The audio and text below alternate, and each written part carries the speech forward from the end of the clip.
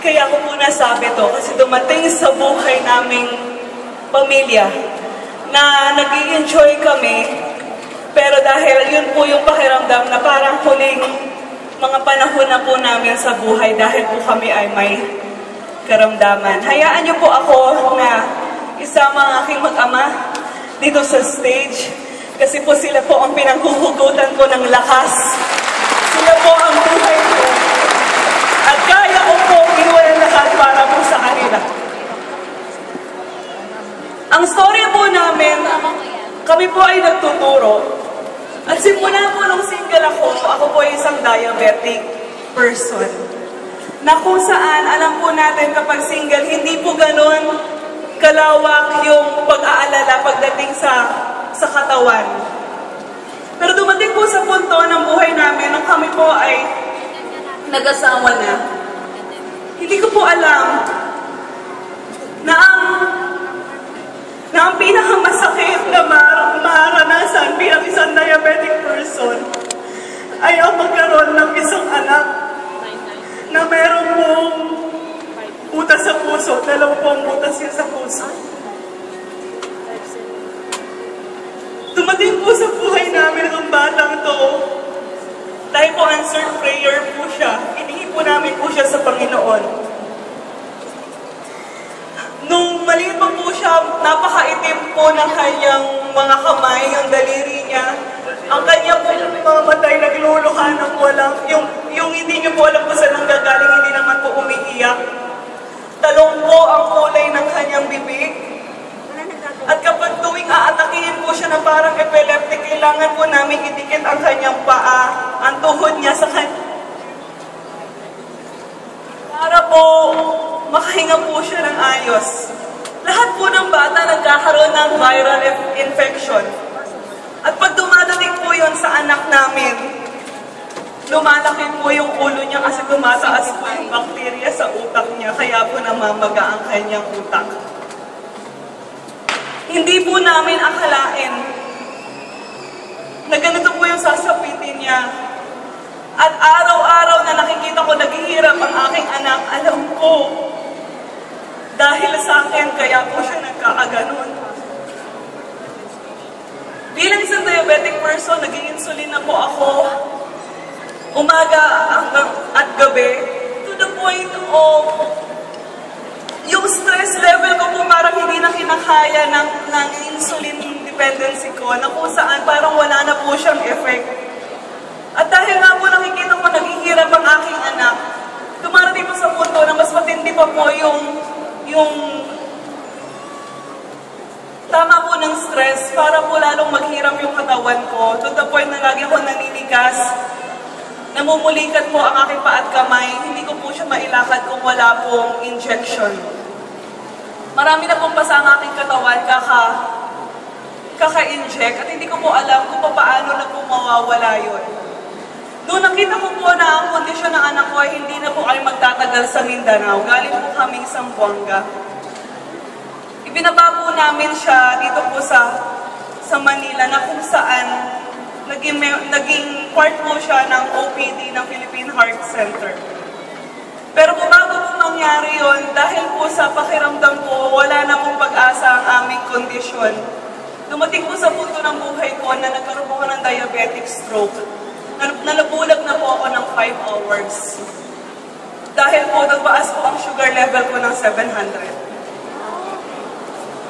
Yung panahon na po na yun, hinihingi na po namin mag-anak na kunin na po kami kasi po naawa na rin po ko sa asawa ko na wala na pong magawa.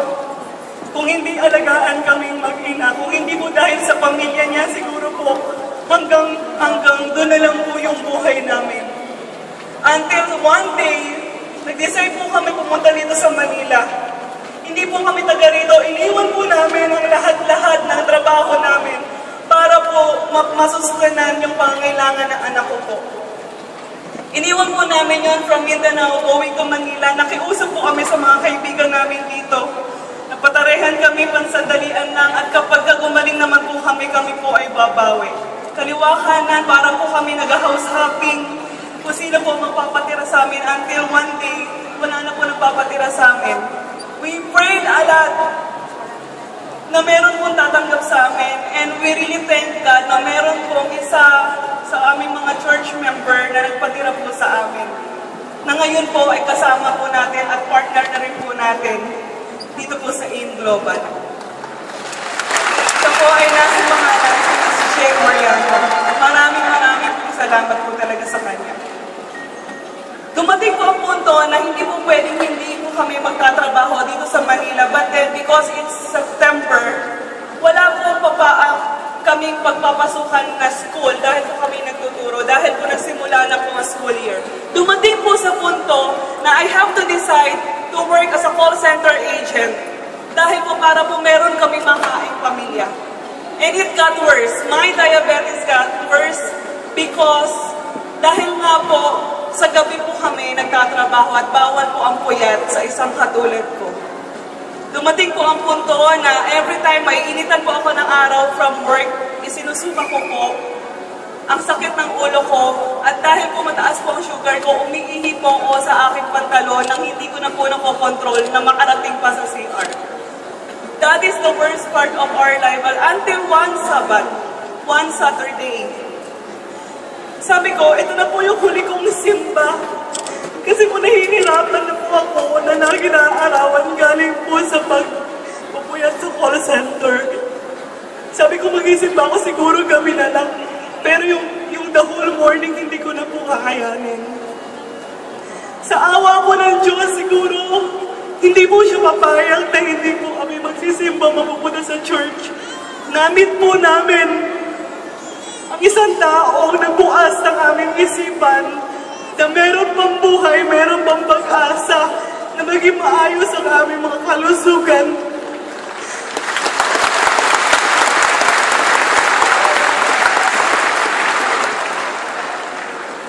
Wala pong itong iba kung hindi si Mr. Ramon Alburo, ang founder ng grupong Tulungan. Walang iwanan simula sa hirap hanggang sa ginhawa ng buhay. Maraming salamat, Kuya. At sa grupo po ng A1 Dragon, sa pamilya po ng Alburo, na kung saan alam ko po kung hindi niyo po sa amin binigay ang AIM Global, siguro po patay na po kaming mag-ina. Dumating po sa punto na humingi po kami ng tulong sa kanya. Sabi ng asawa ko, nakita mo yung mag-ina ko, may sakit. Pwede yung ba kami bigyan ng trabaho? Dinala po namin kami, Sabado yun, sa 7th floor ng Mercandy. Akala ko po, hanap buhay ang ibibigay sa amin. Job interview, inupo po kami sa seminar. But all of a sudden, hindi lang po pala hanap buhay ang binigay sa amin ng AIM Global, kundi buhay po namin, pinalik po niya sa aming mga... Yes!